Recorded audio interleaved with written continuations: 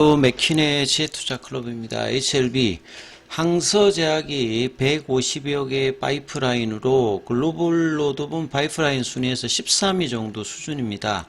지난 이제 4월 15일 지난주에 나왔던 LS증권의 중국 바이오 산업 점검 리포터 항서제약 관련되는 부분 팩트 확인 한번 해드려 보도록 하겠습니다. 오늘도 이제 국내 기사 중에서 이제 중국 바이오 관련되는 부분 내용이 있는데요.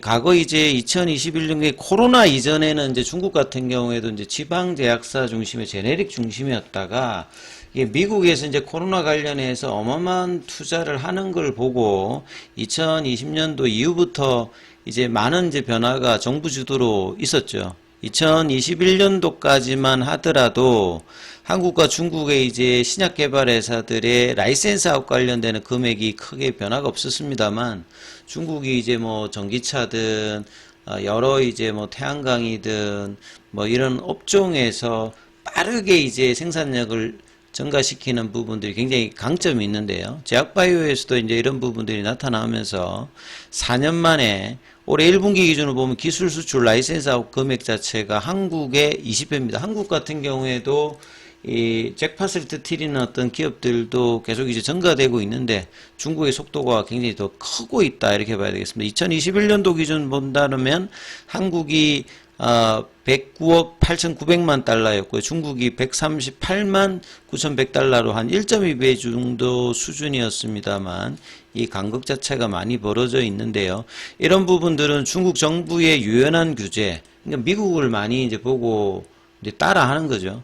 그 다음에 자금의 어떤 부분들을 확실하게 미국도 이 코로나 때 어마어마한 100조 이상의 돈을 부으면서 코로나 백신 치료제를 개발했기 때문에, 그리고 한국도 이제 90년대 후반에 이제 미국 유학파들이 넘어오면서 제약바이오 어떤 창업이 되었고, 반도체도 마찬가지였죠. 유학파들이 삼성전자에 들어오면서 산업을 부흥했듯이 중국도 이런 어떤 이제 외국에 나가 있던 고급 인력들을 국내에 데리고 오면서 이제 제약바이오 쪽에서도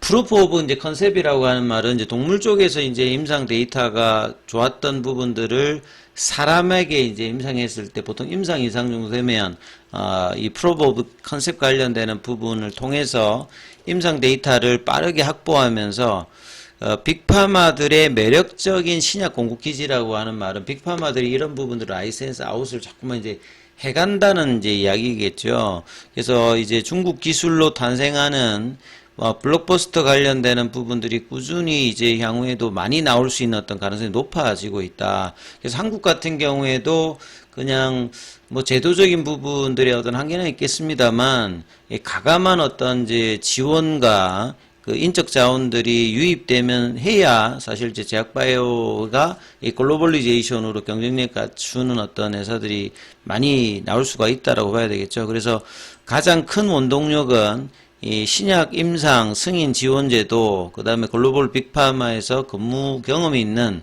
인력들을 유입이 되는 것이 뭐 가장 중요하다 이렇게 봐야 돼. 항서제약도 이제 이런 부분들을 제대로 하고 있는 거죠. 그러니까 항서제약이 결국 향후에 리서브미션과 클래스 1, 2 새롭게 이제 버드파 골데이터에서 진행하는 과정에서 HLB 입장보다는 여기서 이제 어떻게 하느냐 중요하기 때문에 항서제약 관련되는 기사를 뭐 많이 보실 수밖에 없습니다. 그리고 중국 같은 경우에도 매크로 변수에서 이제 정책적인 부분을 이렇게 하기 때문에 항서제약도 그간의 어떤 글로벌리제이션을 좀 더 강화해야 되는 어떤 상황이라고 봐야 되겠죠.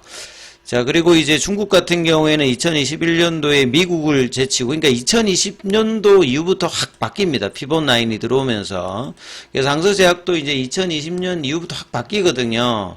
그래서 글로벌 임상 건수가 1위고, 항서제약 같은 경우에 리보세라닉 관련되는 부분에 임상만 100건 이상이 진행되고 있는 상황이고요. 이런 정부의 어떤 전폭적인 지원 덕분에 잠재력이 포텐이 터지고 있는 거라고 봐야 되겠죠.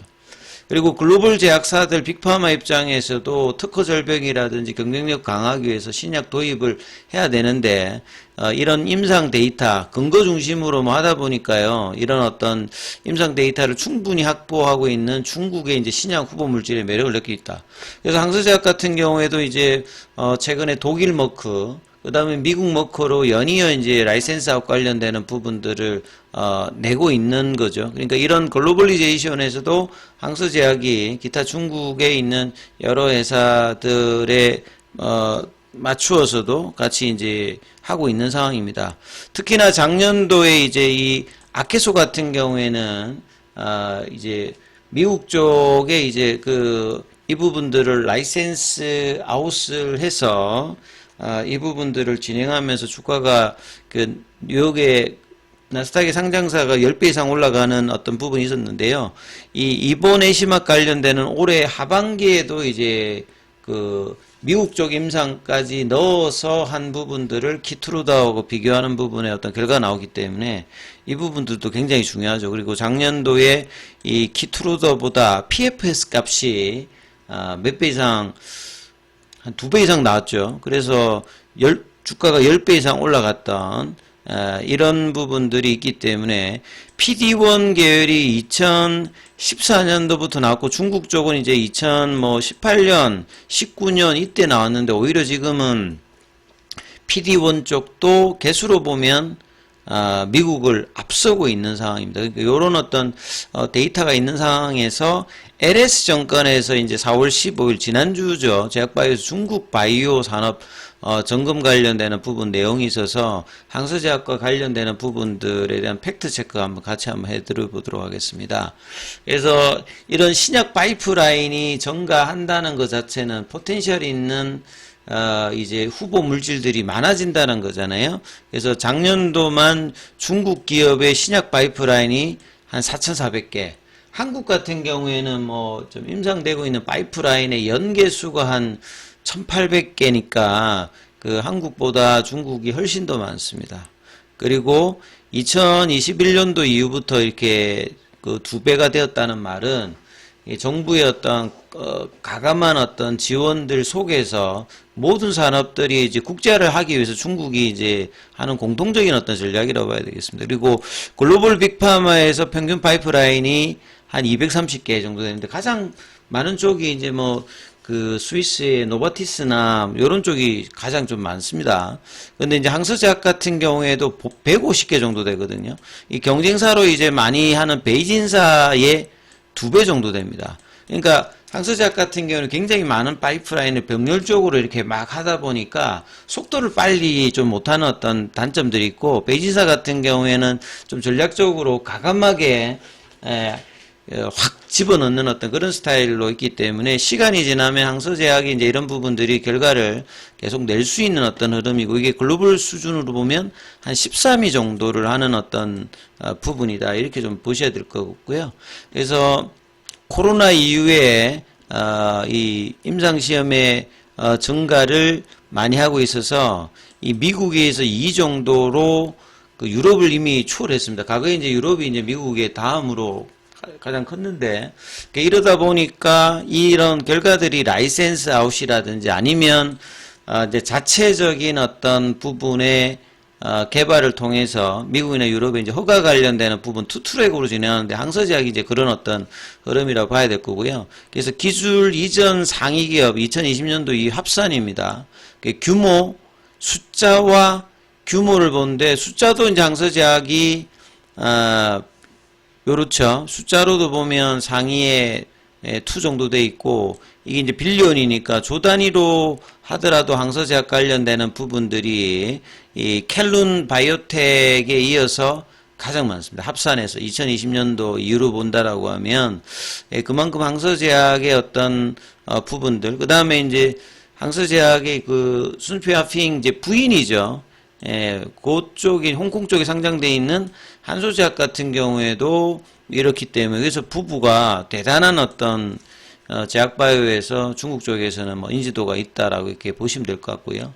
그 다음에 이제 항서제약 같은 경우가 왜 글로벌리제이션만 하냐면 아직까지도 내수 비중 자체가 거의 대부분입니다. 그래서 글로벌리제이션이 왜 항서제약이 지금 목표로 하면서 계속 하냐면 내수 비중이 가장 높기 때문에 중국의 약가 인하 관련되는 부분의 어떤 리스크를 극복하기 위해서 글로벌로 나와야 되는데 파이프라인 한데 투트랙으로 한대 했죠. 라이센스 아웃 형태의 부분이 있고 직접적으로 이제 뭐 캄릴리주마블이라든지 이런 것들을 통해서 미국이나 유럽의 이제 규제를 승인을 받아서 하는 요런 이제 투트랙 전략으로 있기 때문에 이 밸류에이션 테이블에도 보시게 되면 시가총액이 최근에 이제 베이진사와 좀 등락을 하고 있어요. 그러니까 베이진사는 아주 압축적인 어떤 흐름으로 전략적으로 강하게 푸시를 하는 거고 항서제약 같은 경우는 좀 천천히 하면서 이런 부분이 있는데 이게 시간이 지나고 나면 이 부분들이 결과가 분명히 좀 올 수 있는 어떤 가능성이 좀 높아지고 있는 어떤 부분이죠. 그리고 중국에서 개발한 FDA 승인 약물은 요게 이제 그 베이진사죠. 예, 잔유브른트립 브른키스에 관련되는 부분들은 이브루티믹 같은 경우에는 그 FBA 이제 BTK 억제제거든요. 근데 이런 어떤 부분으로 이제 그 브론키사가 2019년도에 FDA 중국에 독자적으로 개발한 혁신 신약을 최초로 이제 승인을 받았습니다. 이 브론키사 같은 경우가. 그래서 브론키사 같은 경우에는 작년도에도 보면 이 매출 규모를 보시게 되면 2, 3조 정도 벌었어요. 그러니까 블록버스트가 그 여기도 있고 이제 그다음 티슬레리주막 같은 경우도 허가를 받았잖아요. 그래서 허가받은 약물만 미국 쪽에서도 뭐 2개 이상을 가지고 있고 전체 매출도 2조가 넘어가는 게 이제 베이진사라고 보셔야 될 것 같고요. 그래서 스몰 이제 소분자 함물질은 이제 경구용 치료제라고 보시면 되겠죠. 그다음에 이제 허치메드 같은 경우에도 독자적으로 개발한 이 프로킨티닙, 요것도 무슨 닙이니까 다 경구형이겠죠. 여기도 뭐 베제프알 관련되는 티로신키나제 억제제로 개발해서 이제 전이성으로 다케다가 이제 다케다 쪽에 라이센스 아웃을 해가지고 2023년도에 이제 미국 쪽에서 허가를 받았습니다. 근데 여기 이제 여기 보면 그 작년도의 어떤 규모 자체는 그렇게 크진 않아요. 예, 3차 치료 이후에 전이성 대장염 환자니까. 예. 근데 이제 브루키사 같은 경우에는 미국 쪽에서도 블록버스터입니다. 그만큼 이제 중국 쪽 개발 약물들의 FDA 허가 관련되는 부분들이 꾸준하게 지금 나오면서 경쟁력 확대를 시키고 있고요. 그 다음에 PD-1 계열도 보시게 되면 토리팔리막 같은 경우는 이제 준시 쪽이거든요. 준시 같은 경우에는 중국 쪽 매출이 대부분이고 작년도에 이제 그 2월달부터 출시를 해가지고 미국 매출 같은 경우는 한 200억 정도밖에 되지는 않습니다. 이게 뭐 이 토리팔리막 관련되는 비윤두암 이 규모 자체가 그렇게 크지 않기 때문에 그래서 미국 매출이 이 정도 나왔고 티슬레리주막 같은 경우에는 이제 베이진사의 약물이잖아요. 그러니까 작년도 규모를 보게 되면 아직 블록버스터는 안 됐죠. 근데 이제 중국하고 미국 합하 보면 한 뭐 8천억대 정도 요 정도로 하고 있다. 베이진사의 어떤 흐름들을 보시게 되면. 그리고 이제 이런 개발 관련해서 항서제약 같은 경우에는 뭐 이 비만 치료제도 있고 가장 최근에 항암제 핫한 게 ADC잖아요. 그래서 ADC 관련되는 부분들도 파트너사를 통해서 임상을 지금 진행하고 있고 앞서 제가 이제 이보네시맘 관련되는 요거는 이제 항체 치료제죠. 근데 이건 이중항체입니다. 이중항체. 그러니까 이보네시맘 같은 경우가 이 PD-1과 베제팔 그러니까 리보세린과 캄네주맙을 합친 어떤 느낌이거든요. 이중항체. 그러니까 이게 나왔을 때 뭐 질문하셨던 분들도 있는데 이중항체는 좀 더 이제 시간이 걸립니다. 그러니까 ADC 이후에 좀 시간이 좀 걸리는 형태고 근데 이제 이보네시맘 관련되는 부분들이 이제 연말에 결과가 어떻게 나오느냐 이 부분들도 이제 키투르다와 이제 폐암 관련되는 부분에서 요거 좀 진행하고 있는 어떤 부분이거든요.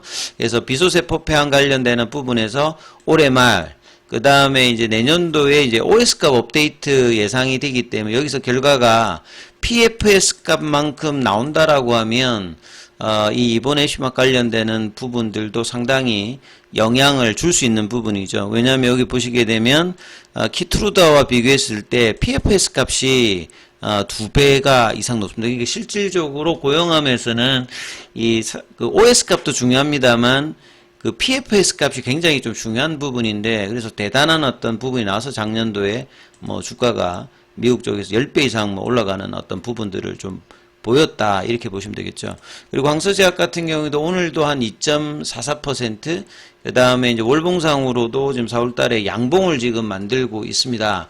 그래서 이런 어떤 전반적인 흐름을 본다라고 하면 과거에 이제 우리 그 중국약 같은 경우에는 좀 굉장히 좀 불안하고 뭐 이런 부분을 보였습니다만 2020년도 이후에 뭐 인적 자원의 도입, 그 다음에 중국 정부의 강력한 흐름으로 여러 임상 데이터를 기반으로 해서 지금 글로벌 진출을 하고 있거든요. 그 여기에 항서제약도 이제 선두권에서 이제 이런 부분을 하고 있는데 다만 이제 속도를 좀 천천히 하고 있는 부분이고, 라이센스 하우스는 어느 정도 결과를 내고 있는 가운데 이 캄넬리주맙 같은 경우가 이 매출에서 30% 이상을 차지하기 때문에 메인 약물이거든요. 그래서 캄넬리주맙의 미국과 유럽의 어떤 승인 관련되는 부분들도 굉장히 중요하기 때문에 어떻게 하든지 이번에 어떤 이제 리보선과 캄넬리주맙 관련되는 부분에서 리서브미션에 이렇게 신경을 써서 그 올해 승인 관련되는 부분에 집중을 안 할 수밖에 없는 뭐 그런 입장입니다. 그래서 이 5월달 리서브미션 관련되어서 얼마만큼 빠르게 이제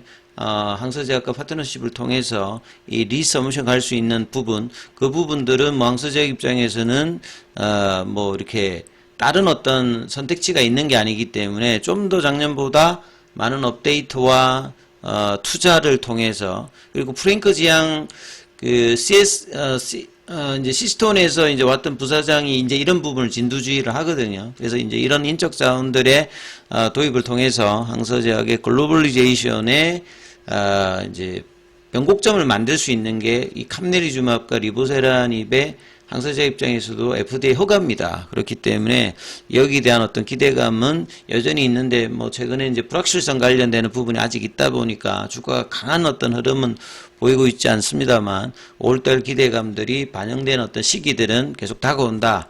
이렇게 보시면서 흐름을 좀 보셔야 될 것 같고요. 그래서 이제 항서제약의 이제 뭐 그 3월 말에 이제 있었던 연례 보고서에도 뭐 이런 이야기 있었습니다만 국제화 전략이 가속화되고 있다. 두 가지라고 했잖아요. 라이센스 아웃 형태의 부분과 실제적으로 직접적으로 이제 규제 통과. 예. 그래서 거기에 보면 FDA 이정표가 나고 있다. 그래서 뭐 리보선과 캄넬리주맙 관련되는 승인이 되었을 때 블록버스터의 어떤 기대감을 가지고 있다는 부분들을 여기서도 계속 이제 얘기를 하고 있는 상황입니다. 자, 장중에는 무료 텔레그램방이 운영되고 있습니다. 예, 동영상 아래 링크 참조해 주시면 되겠고요. 예, 문자 남겨주시면 안내 그 내용들 해드리고 있으니까 참조하시고, 이 차트 관련되는 HLB 관련되는 부분은 이어지는 영상에서 소개해 드리도록 하겠습니다.